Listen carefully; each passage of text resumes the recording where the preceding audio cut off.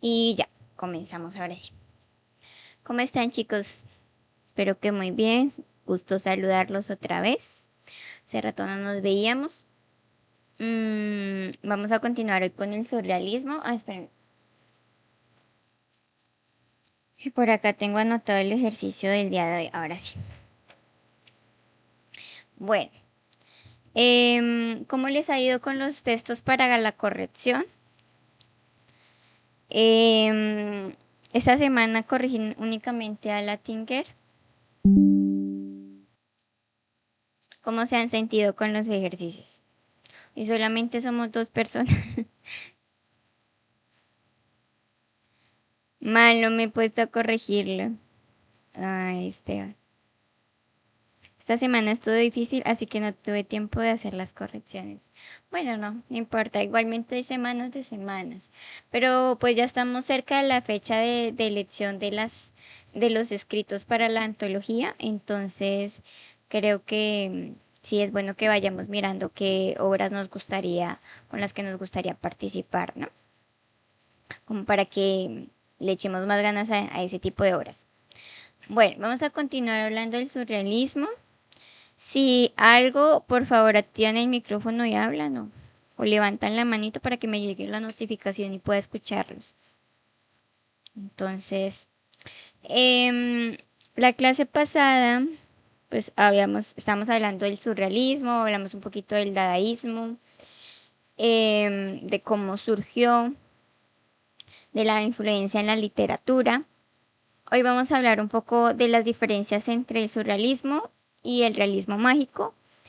Y hoy la clase va a ser muy cortica, entonces vamos a ver si nos alcanza al final para corregir alguno de los escritos. Entre las diferencias encontramos, en el surrealismo se plasma el inconsciente, mientras que en el realismo mágico se presenta lo insólito como algo cotidiano y natural. O sea, en el realismo mágico va a lo que va. La prevalencia en el surrealismo prevalecen los sueños y la irracionalidad, mientras que en el realismo mágico, más que tratar acciones separadas entre sí, propone acciones concretas. Acá traigo el ejemplo de la lluvia de flores amarillas, es decir, son como episodios puntuales dentro de la historia. Lo extraño en el surrealismo busca desconcertar, perturbar o liberar la mente, o sea, está aquí muy relacionado con la mente humana. Mientras que en el realismo mágico los personajes aceptan esas acciones concretas sin asombro, como parte de su día a día. En el surrealismo, la historia tiene lugar en la mente o en un mundo onírico o en una realidad psicológica distorsionada. O sea, acá no podemos conocer una línea clara entre si estamos dentro de la realidad o puede ser un mundo de los sueños o puede ser una realidad alterada. En el realismo mágico, aparte de las acciones concretas que ocurren, que son extraordinarias, pero que la gente las toma como si fueran ordinarias, el resto del mundo es igual, o sea, permanece igual. Es decir, aparte de que, no sé, un día cualquiera, el ejemplo de que alguien levitó ocurrió una sola vez, en una ocasión especial, no es como que todo el mundo levite, ¿no? O sea, no es como que sea una cualidad que se extienda, es más bien como un hecho insólito, sí, pero que no se toma como algo extraño. Igualmente ya la próxima clase como tal iniciaremos realismo mágico, entonces pues allí podríamos contemplarlo mucho mejor. Ahora bien, yo quería traer a Leonora Carrington, que es una artista y escritora, bueno, era nacionalizada mexicana, pero que se inspiró en el surrealismo. Ella tiene una historia muy interesante y buscando un poco de información sobre el surrealismo, pues precisamente di con ella y me pareció que valía la pena mencionarla, traer la colación, eh, para rescatar como más a las mujeres escritoras que pues han sido como ocultadas un poco por la historia, ¿no? Entonces, en el caso de Leonora Carrington, pues ella, como lo mencioné, pintora y escritora surrealista, nació en Inglaterra, pero se nacionalizó en México. Em, pues la historia de su niñez es como bastante curiosa, como que decía que tenía poderes espirituales, era como muy mística y fue echada de varias escuelas cuando era pequeña. Entonces como que al final terminó aprendiendo a pintar. En 1936 ingresó a la Academia Osenfant, donde conoció al pintor Max Ernst, quien la introdujo al movimiento surrealista. Ahí también conoció como al padre del surrealismo que habíamos visto en la clase pasada y con quien sostuvo una relación. Ellos se asentaron en Francia, pero pues en esa época fueron invadidos por los nazis y pues Ernst fue arrestada. Así que Leonora huyó a España. En Madrid, lamentablemente, sufrió de una violación grupal y eso pues la dejó muy deprimida y la internaron incluso en un hospital psiquiátrico. Al final ella logró escapar y pues llegó creo que a Portugal y de Portugal encontró como protección en la embajada mexicana y de ahí pues logró emigrar a México y pues pasó el resto de su vida en México. Entonces allí se nacionalizó como tal. Entonces este sería su segundo hogar. Y precisamente vamos a leer una historia de surrealismo escrita por ella. Entonces, hasta aquí, ¿hay alguna pregunta? Hola Charlie, ¿cómo vas? Bienvenido. Que te quedó pendiente avisarme si escribiste o no pudiste escribiste. Bueno, no hay ninguna pregunta.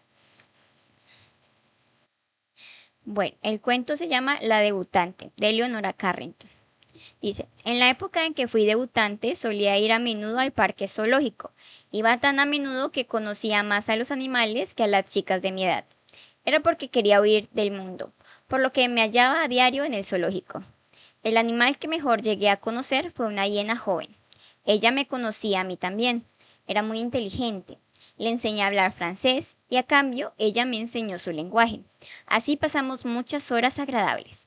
Mi madre había organizado un baile en mi honor para el 1 de mayo. Lo que sufrí durante noches enteras. Siempre he aborrecido los bailes, sobre todo los que se dan en mi honor. La mañana del 1 de mayo de 1934 fui muy temprano a visitar a la hiena. ¡Qué asco!, le dije, esta noche me toca asistir a mi baile. Tienes suerte, dijo ella. A mí me encantaría ir. No sé bailar, pero en cambio sabría mantener una conversación. Habrá muchas cosas de comer, dije. He visto llegar a casa carros repletos de comida. Y aún te quejas, replicó la hiena con desaliento. Mírame a mí. Yo solo como una vez al día y me tienen jeringada con tanta basofia. Se me ocurrió una idea audaz. Estuve a punto de echarme a reír. No tienes más que ir en mi lugar. No nos parecemos lo bastante, si no, con gusto iría, dijo la hiena un poco triste. Escucha, dije, con las luces de la noche no se ve muy bien. Con que te disfraces un poco nadie se fijará en ti en medio de la multitud. Además, tenemos casi la misma estatura. Eres mi única amiga. Anda, hazlo por mí, por favor. Se puso a pensar en esta posibilidad. Comprendí que estaba deseosa de aceptar. De acuerdo, dijo de repente. No había muchos guardianes cerca, dado lo temprano de la hora. Abrí rápidamente la jaula y en un instante estuvimos en la calle. Llamé un taxi. En casa todo el mundo estaba aún en la cama. Una vez en mi cuarto saqué el vestido que debía ponerme por la noche. Era un poco largo y la hiena andaba con dificultad con mis zapatos de tacón alto. Encontré unos guantes con que ocultarle las manos, demasiado peludas para parecerse a las mías, y cuando el sol iluminó mi habitación, la hiena dio varias vueltas alrededor, andando más o menos derecha. Estábamos tan ocupadas que mi madre, que entró a darme los buenos días, estuvo a punto de abrir la puerta antes de que la hiena se escondiera debajo de la cama. Esta habitación huele mal, dijo mi madre abriendo la ventana. Antes de esta noche date un baño con mis nuevas sales. Por supuesto, le dije. No se entretuvo mucho. Creo que el olor era demasiado fuerte para ella. No te retrases por el desayuno, dijo al irse. Lo más difícil fue encontrar un disfraz para la cara de la hiena. Estuvimos buscando horas y horas. Rechazaba todas mis sugerencias. Por fin dijo, creo que he encontrado la solución. ¿Tenés criada? Sí, dije perpleja. Pues verás, vas a llamar a la criada, Cuando entre, nos lanzamos sobre ella y le arrancamos la cara. Llevaré su cara esta noche en lugar de la mía. No lo veo muy práctico, dije yo. Probablemente se morirá en cuanto pierda la cara. Alguien encontrará su cadáver y nos meterán en la cárcel. Tengo la suficiente hambre como para comérmela, replicó la hiena. Y los huesos también, dijo. ¿Te parece bien? Solo si me prometes matarla antes de arrancarle la cara. Si no, le va a doler demasiado. Bueno, eso me da igual. Llamé a Marie, la criada, no sin cierto nerviosismo. Desde luego no lo habría hecho si no odiara tanto los bailes. Cuando entró Marie, me volví de cara a la pared para no verlo. Debo reconocer que no tardó nada. Un breve grito y se acabó. Mientras la hiena comía, estuve mirando por la ventana. Unos minutos después, dijo: ya no puedo más, aún me quedan los pies, pero si tienes una bolsa me los comeré más tarde, a lo largo del día. En el armario encontrarás una bolsa bordada con flores de lis. Saca los pañuelos que tiene y quédate. Hizo lo que le había indicado. A continuación, dijo: date la vuelta ahora y mira qué guapa estoy. Delante del espejo, la hiena se admiraba con el rostro de Marie. Se lo había comido todo cuidadosamente hasta el borde de la cara, de forma que quedaba justo lo que le hacía falta. Es verdad, dije, lo has hecho muy bien.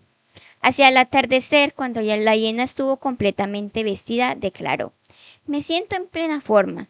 Me da la impresión de que voy a tener un gran éxito esta noche. Después de oír un rato de música de abajo, le dije: ve ahora y recuerda que no debes ponerte junto a mi madre. Seguramente se dará cuenta de que no soy yo. Aparte de ella, no conozco a nadie. Buena suerte. Le di un beso para despedirla, aunque exhalaba un olor muy fuerte. Se había hecho de noche. Cansada por las emociones del día, cogí un libro y me senté junto a la ventana, entregándome a la paz y al descanso. Recuerdo que estaba leyendo Los viajes de Gulliver, de Jonathan Swift. Al cabo de una hora quizás surgió el primer signo de inquietud. Un murciélago entró por la ventana profiriendo grititos. Los murciélagos me dan un miedo espantoso. Me escondí detrás de una silla, castañándome los dientes. Apenas me había arrodillado cuando un gran ruido procedente de la puerta sofocó el batir de las alas. Entró mi madre, pálida de furia. Acabamos de sentarnos a la mesa, dijo, cuando el ser ese que ha ocupado tu sitio se levantó gritando: con que mi olor es un poco fuerte, ¿eh? Pues no como pasteles. A continuación se ha arrancado la cara y se la ha comido. Después ha dado un gran salto y ha desaparecido por la ventana. Así termina el cuento del día de hoy. Si se dan cuenta, es un cuento que combina un poco lo absurdo, una situación absurda, pero que nos hace cuestionarnos en el sentido de que están deshumanizando lo que acaban de cometer, ¿no? Entonces es como que le dan más importancia al hecho de que la protagonista no le gusten los bailes, al hecho de que hayan cometido pues un asesinato como tal. Entonces, y pues todo indica como si fuera un hecho menor, o sea, tratan el asesinato como si fuera un hecho menor. Entonces, al ser tan deshumanizado, por así decirlo, uno podría decir, podrían estar dentro de un mundo de los sueños perfectamente, porque pues en la vida real, pues por más deshumanos que seamos, pues como que no tiene mucho sentido todo lo que me estás planteando, ¿no? Aparte, igualmente de la mamá al final como que se enoja, no porque hayan cometido algún crimen, sino se enoja más por el hecho de que la hija no esté presente, o sea, porque haya hecho uso de una sustituta, ¿no? Yo creería que ahora que la vuelvo a leer, también me recuerda un poco a la película esta de Psicópata Americano, creo que es que se llama. No me acuerdo bien. Sí, creo que es así. Donde este tipo también cometió una serie de asesinatos y que parece que no tuvieron lugar, es decir, como nadie lo persigue, nadie lo está buscando, no sale en las noticias, hay algo ahí raro, pero se supone que él realmente lo cometió, ¿no? Entonces, también nos haría pensar, ¿esto realmente sucedió? ¿Fue que se lo imaginó? ¿Está en nuestra mente, o qué está pasando? ¿No? ¿Hay algún comentario, aporte que se quiera hacer sobre la historia? Los escucho.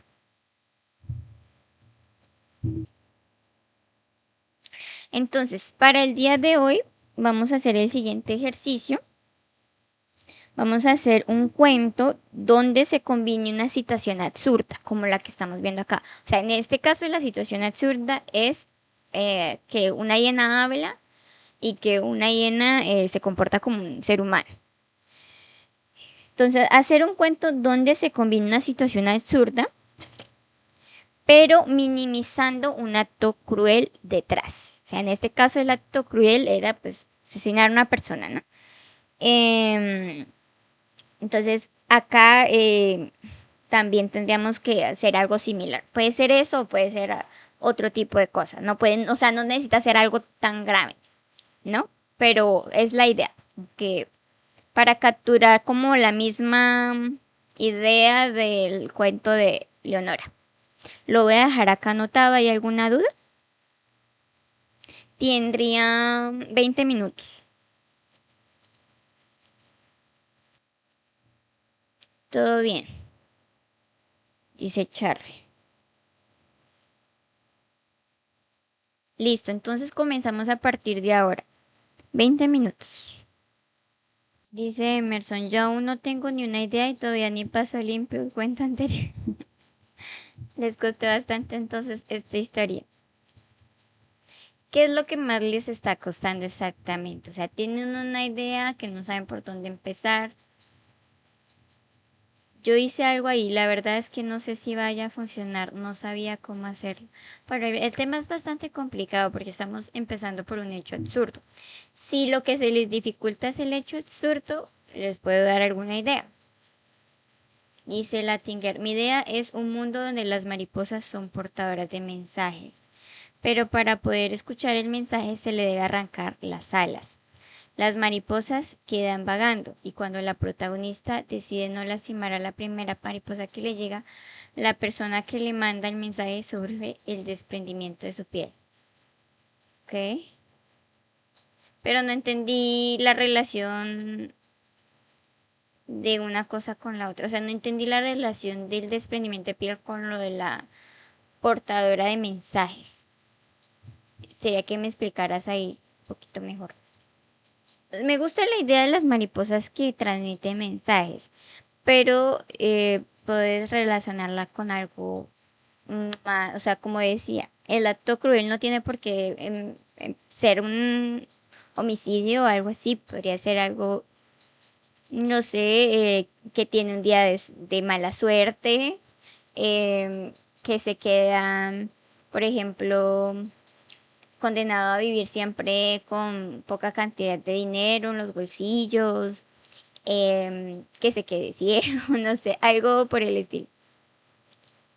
El que las mariposas mueran por el mensaje, sí, también eso es suficientemente cruel. Tiene razón Charlie. El hecho de que ya mueran ya es cruel. Como que ahí veo la idea, pero algo no me cuadra. ¿Y qué problemas tienes tú, Charlie? Antes de pasar a la historia de Esteban. Que me dices que también tienes una idea. Y Emerson también me dice que tienes una idea. De pronto podemos socializar a ver cómo lo podemos solucionar o bueno, cuáles son sus ideas. Que no se me ocurre nada surrealista. Si no se te ocurre nada surrealista por el momento, podrías tratar de imitar el cuento de Leonora.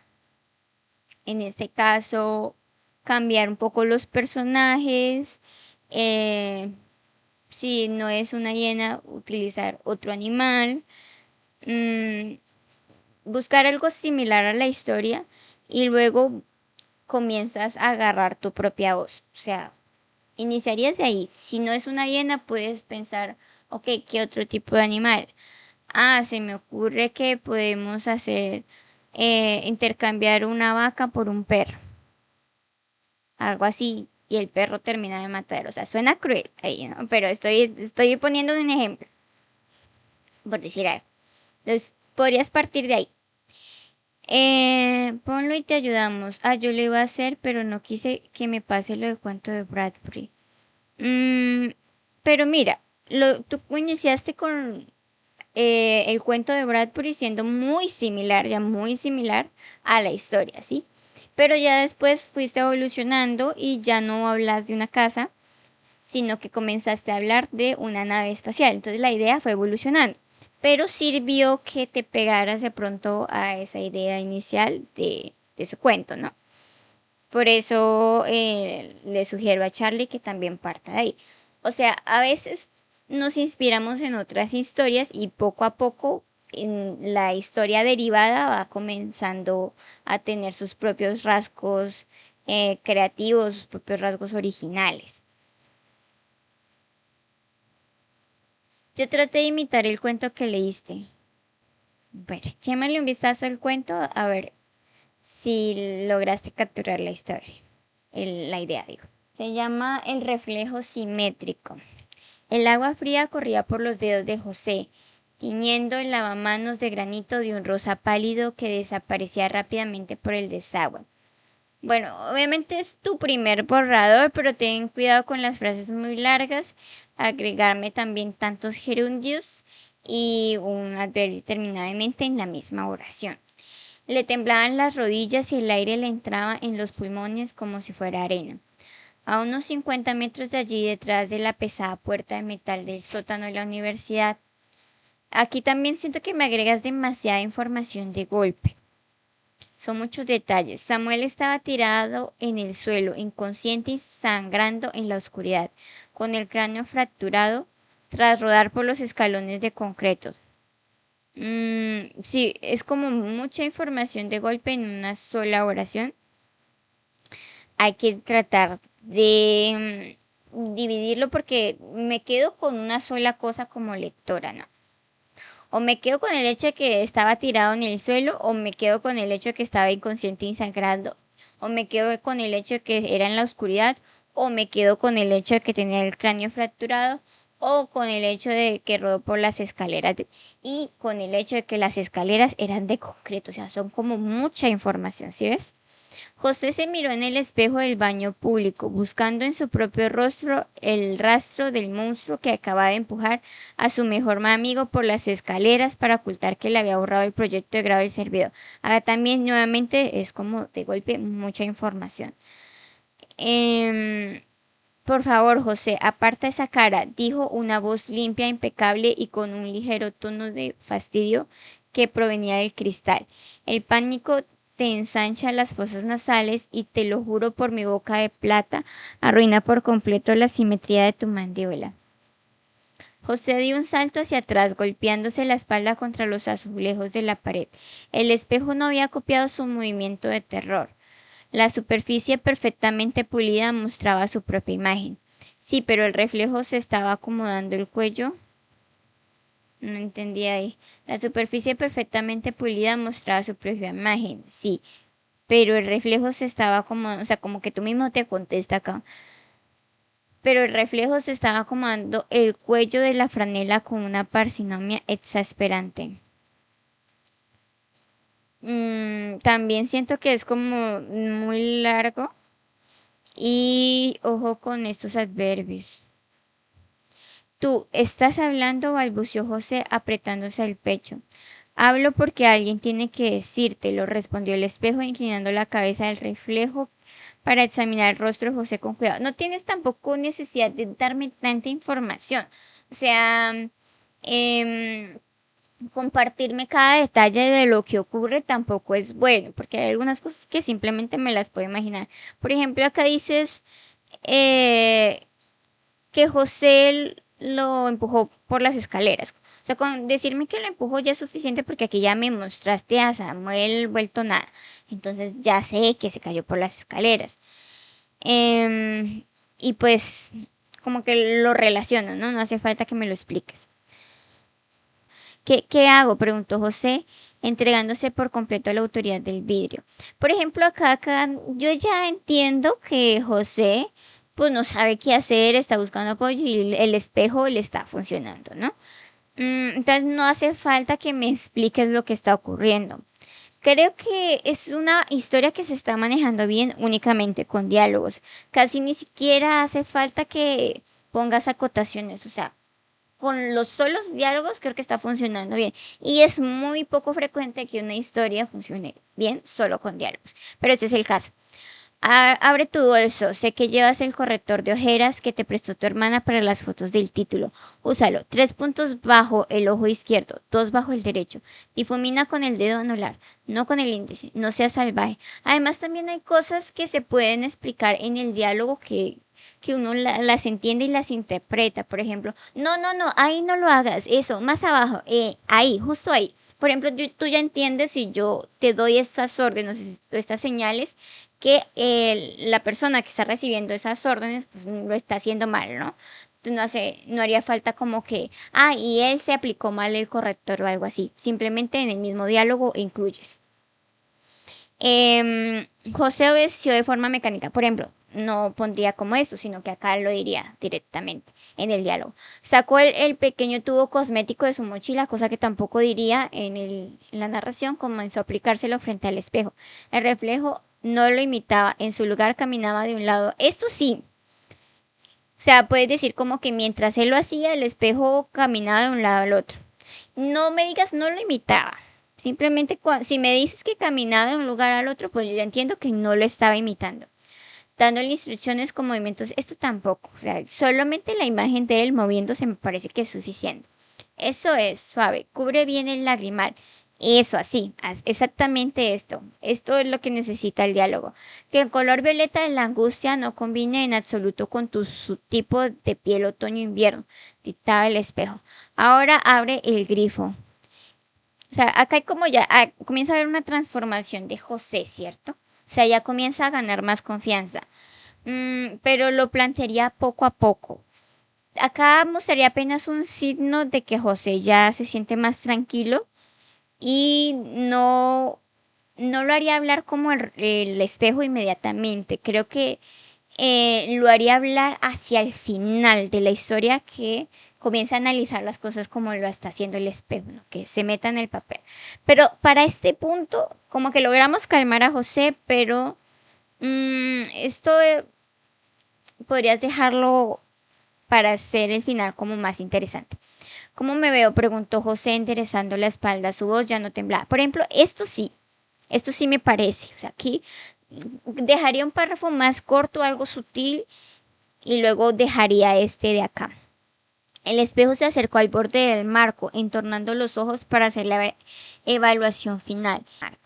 Bueno, este final del espejo, de lo que hace el espejo al final, lo quitaría. Sinceramente no me interesa. Me interesa más la imagen de José. O sea, cómo al final se transformó en la personalidad del espejo y salió de allí. Y pues me explicas ahí lo que va a hacer. Yo, ¿cómo arreglaría la historia? Por ejemplo, quitaría lo de que todo esto, de que Samuel lo estaba allí. O sea, iniciaría directamente por acá. Acabo de matar a Samuel. Gritó José frente al espejo. Ya, no, sin explicación ni nada. Y luego dice, y luego ahí sí empieza a hablar el espejo. José se asombra de que el espejo le hable y luego sí continúa con la conversación normal. Y quitaría tantas explicaciones, dejaría las acotaciones, las intervenciones del narrador a lo mínimo, a lo mínimo. Y al final quitaría esto y agregaría más impacto a la actitud de José para el final. Pero aparte de eso, creo que sí hiciste un buen trabajo. Hiciste un buen trabajo porque acá no me interesa la razón por qué mataron a Samuel. Eso no es importante, o sea, sería importante para otro tipo de historia, pero para este tipo de historia surrealista no necesito yo conocer la razón. Simplemente necesito ver que el espejo está cobrando vida y está convenciendo a José, a su alter ego, lo que sea, que no pasó nada. Y con eso también me quedo pensando en si José realmente, o sea, si el espejo realmente cobró vida o si más bien fue como otra personalidad de José contestándose a sí mismo. Y me parece que está bien. ¿Listo? Suerte la de Esteban que pude escribir tanto tan rápido. Es que no sabía qué escribir, así que me puse a dar información para no perder la inspiración. Bueno, ¿pero tienes alguna pregunta o duda? Ya al final quedé en blanco, ya no sabía qué hacer. No, creo que está bien. O sea, está bien. No tienes que agregarle más. O sea, antes tienes que quitarle a la historia. Y pues organizarla un poco. Em, pero debería sorprenderse de que el espejo hable. Sí, claro. Debería sorprenderse que el espejo le hable como al principio, ¿no? Como podría ser. Para mí tendría sentido esa expresión. Porque no estamos hablando del realismo mágico. O sea, el realismo mágico es como que lo tomo como algo cotidiano. Recordemos que estamos en el surrealismo. Surrealismo, la mente nos está jugando, ¿no? Pero igualmente, o sea, una cosa es que se sorprenda de que le hable y otra cosa es que salga corriendo como loco. Ah, el espejo me está hablando. Ya. O sea, a pesar de que el espejo le hable, sigue allí. Lo que nos da a entender que puede ser, o sea, sigue la conversación, que puede ser que esté hablando es con una personalidad distinta a la que mató a Samuel, por ejemplo, o no sé, ¿sí? Ay, todos tenemos ese problema en las acotaciones. Siento que ahí me pierdo. Que te pierdes es porque exactamente. Tenemos la tendencia a agregar muchas cosas para Bueno, explicar. A ver, dime. sí, es que, por ejemplo, no sé, en el surrealismo, como yo lo había entendido, no sé, Ujú. no sé, por el cuento que leímos del tipo que nada por todas las piscinas, ¿cierto? Y el cuento ahora de De la hiena. la, de la hiena, siento que no hay como que no se sorprenden, nadie cuestiona el evento surreal. Sí, Por ejemplo, la niña nunca dijo, oye, no puedo, o sea, me está hablando la hiena, voy a ver si otros animales me pueden hablar, no sé. Entonces siento que en mi mente, como que cuando, no sé, traté de buscar como autores como más familiares conmigo, como surrealista, y me salió la carta de la señorita en París de Cortázar, donde la persona vomita conejitos, ¿cierto? Y sentía que parte como del surrealismo, porque claro, tiene muchas similitudes con el realismo mágico, pero siento que el evento surreal igual es parte de como del mundo, y siento que al protagonista a algún personaje sorprenderse de ese evento surreal, siento que igual se pierde como como el surrealismo, no sé, porque es como si estoy soñando y dudo de que estoy soñando, como que siento que se pierde un poquito, entonces como que, no sé, o yo lo estoy entendiendo mal porque siento que este evento no debiese ser como tan, como, como, como detenerse en el evento como tal y como, y no que lo importante sea como los, como las consecuencias del evento, no sé si se entiende. ok, bueno, pero mira que en el cuento El nadador, el protagonista de hecho sí se cuestiona, es decir, aquí está pasando algo, esto, yo dije en algún momento esto, fue que yo vendí mi casa y no me di cuenta, o sea, sí se está cuestionando, pero al final como que acepta o como que da a entender que sí recuerda, ¿sí? En el cuento de la hiena, sí, no hay una alusión o un cuestionamiento, pero si tú te das cuenta, es mucho más absurdo la historia de la hiena que la del nadador. La del nadador es como que poco a poco nos introducen a ese mundo onírico, mientras que en la hiena ya estás allí. O sea, ya estás allí. Y partimos como de una situación que no tiene sentido. Pero acá los personajes como tal, em, diría yo que si bien no se cuestionan, pues de todas formas podríamos decir, acá hay como una crítica a la identidad de las personas. O sea, estamos tomando el hecho de una hiena, em, pues que está tomando el lugar de otra persona, ¿no? Entonces también hay que mirar el tema del surrealismo en cuanto a la introspección, o sea, inconsciente, a lo que tomar esas acciones de los sueños y llevarlas al mundo real, de manera que nos hagan de alguna forma cuestionarnos, ¿sí? Entonces, es más por ese lado, porque claro, cada historia se interpreta distinto. Mm, pero de todas formas, aunque no logres determinar una línea exacta entre surrealismo y, por ejemplo, el realismo mágico o cualquier otro, mmm, no pasa nada. Es decir, el ejercicio va a que intentemos lo más posible como acercarnos al género cual estamos hablando. Pero al final si sale algo que es ligeramente distinto, no pasa nada. O sea, no pasa nada porque al final nuestra tarea es escribir, no clasificar. A veces, como te digo, esa línea puede ser muy finita, hay algunos que lo pueden clasificar de una forma o clasificar de otra manera. Acá en el caso del cuento de Esteban, pues yo le sugiero que se sorprenda, porque no me parece que una sorpresa sea necesariamente como un cuestionamiento muy profundo, en el sentido de que pues puede ser que yo esté hablando al espejo y llegue alguien más y me hable y me diga no pasa nada, ¿sí?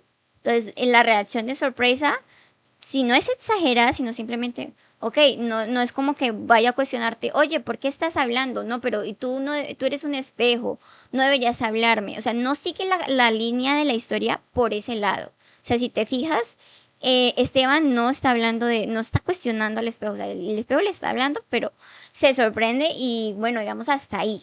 Pero no vamos a decir, venga, pero usted por qué me habla, venga, pero usted por qué está aquí, venga, pero usted por qué me está diciendo eso. O sea, nada de, es que usted es un espíritu, es que usted es un X. No, nada de eso, ¿sí? Simplemente puede ser una sorpresa, pero igualmente seguimos la conversación como si nada y ya hasta ahí llegó el cuestionamiento. Entonces, siento que lo está manejando bien, o sea, la idea está bien en cuanto que al final, por ser un espejo, podría sugerirle, o le está sugiriendo más bien al lector, que puede ser un hecho fantástico o bien puede ser como una representación de su inconsciente, ¿sí? Recuerda que esto es lo más importante, la representación del inconsciente. Entonces ahí puede ser que José, el protagonista, esté hablando con otra parte de sí y que la veamos representada a través de esa conversación con el espejo, ya que nosotros, pues no sé ustedes, pero por lo menos yo a veces me hablo al espejo, me hablo a mí misma, o solía hacerlo, bueno, entonces podría ser una forma como de reflexión, ¿no? Bueno, la sorpresa también depende de la persona. En mi caso, se veo algo surrealista, no lo cuestionaría mucho. No te entendí ahí, perdóname. Igualmente, o sea, lo de la sorpresa, pues es una sugerencia. O sea, no te pediría, Esteban, que lo arruines diciendo, cuestionándolo. O sea, pero ¿por qué me hablas? Pero ¿por qué usted, quién es usted? O no por ese lado, como, ¿me estás hablando? Y ya. Pero obviamente es una sugerencia. Si ya tú quieres manejarlo de otra forma, no hay problema. Siento que esta conversación me ayuda a encaminar lo que tengo.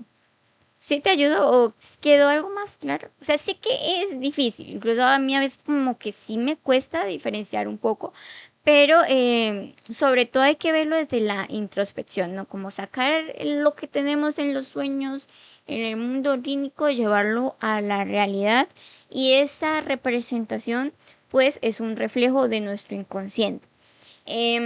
A veces nuestro inconsciente es cruel, o sea, en el caso del cuento de Esteban, pues está representando a alguien que tal vez le tenía envidia a Samuel, ¿sí? Una persona envidiosa, recelosa, no lo sé. Y así sucesivamente, ¿no? Pues es como saca el lado más perturbador del ser humano, ¿no? En el caso del cuento del nadador era como que sacaba a relucir todo este estereotipo de clases, todo este clasismo de este personaje estadounidense. Y en el cuento de la hiena es más como una deshumanización, ¿no? De la vida. Pues no le daría muchas vueltas porque lo que importa es la historia. Sí, al final igualmente lo que importa es la historia. O sea, hay algo que tenemos sí o sí que tener claro y es que como escritores no nos preocupemos tanto por la clasificación. Preocupémonos más por escribir. Al final, ese trabajo queda más para las editoriales, para los estudiosos de la literatura, para lo que sea. Ellos se matarán la cabeza con las clasificaciones. Pero acá lo que importa es escribir, que algo salga, ¿sí? Pero bueno, ¿alguna otra pregunta, otra acotación, algo más? Igualmente, Esteban, pues esperaré a que me envíes de nuevo el escrito y a corregirlo conforme a eso. Entonces, si no hay más preguntas, recuerden que en la próxima clase vamos a iniciar con el realismo mágico, aunque ya hemos venido hablando del realismo mágico en todas estas clases, entonces creo que ya no habrá mucho que decir al respecto. Sin embargo, pues me gustaría leer algunos cuentos y pues ver qué sale de ese taller. ¿Qué más les iba a decir? Les iba a preguntar que cómo les fue con el diario de sueños. Al final no sé si llevaron un diario de sueños o no, o si se les olvidó, o si lo hicieron, cómo les fue. Cuéntenme un poquito. Ok, veo que resulta el final. Lo que me gusta del cuento de Esteban es que tomó la idea de Leonora Carrington, pero la adecuó a su manera. O sea, le quitó muchas cosas de tal manera que cuando uno lee el cuento, pues no lo relacionaría directamente con el cuento de Leonora Carrington. Entonces, está bien. Fueron sueños muy raros. Ay, qué interesante. Escribí puras locuras en el diario. ¿Qué? Bueno, pues pueden observar esos sueños y ver qué clase de historia sale de esos sueños, ¿no? Yo no lo hice porque estoy medio enfermo. No sé si se notó con mi voz. Nunca recuerdo mis sueños. Hasta anoche soñé con Messi, eso que no muero fútbol. Ok. Sé que ganó España. No sé más. Yo tampoco miro mucho fútbol. Charlie, espero que te mejores. Yo me imaginé que me ibas a decir algo así como que no recordabas este sueño, por lo que ya me habías hablado de en cuanto a la crónica. Yo solo un par de días de ahí no pude recordar. Me despertaba en medio de la noche y escribía sonámbulo. ¿Ok? Bueno, pero me gusta que hagan el ejercicio. O sea, creo que pueden sacar una buena historia de sus sueños. Yo de hecho he tenido varias historias que basadas en sueño o que estoy por escribir también basadas en sueño. Los sueños pueden ser muy buenos para la escritura. Bueno chicos, no les quito más tiempo el día de hoy. Nos veríamos el próximo domingo. Si nada extraordinario ocurre, nos veríamos. ¿Listo? A la misma hora por el mismo canal. Espero que estén muy bien, que tengan un feliz inicio de semana y pues que descansen. Chao.